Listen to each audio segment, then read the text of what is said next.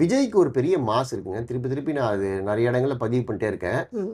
அந்த விஜய்க்கு இருக்கிற மாஸ் இருக்குல்ல, அது வந்து ஒரு மாதிரி ஒரு லீடர் வொர்ஷிப் மென்டாலிட்டி அது. தலைவர் மாரி அவர் ஒரு தலைவர். அவர் பின்னாடி வந்து போறது. அவர் என்ன சொன்னாலும் கரெக்ட் அப்படின்னு சொல்றது.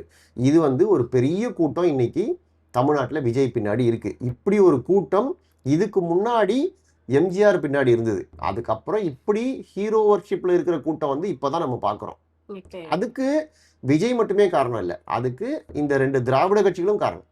அவங்களுடைய ஆட்சியெல்லாம் ஜனங்க பார்த்து, இதுல ஒண்ணும் பெருசா இல்ல. மாத்தி மாத்தி இதே தான் செய்றாங்க. இதே ஊழல், இதே சட்டம் ஒழுங்கு பிரச்சனை, இதே போதைப் பொருள் இதெல்லாம் வந்து வெறுத்து போய் வேற யாராவது ஒருத்தர் புதுசா வரமாட்டாரான்ற ஏக்கத்தின் வெளிப்பாடு தான் இப்படி ஒரு மாஸ் ஹீரோ வரும்போது இவ்வளோ பேர் அவர் பின்னாடி போய் சேர்றாங்க.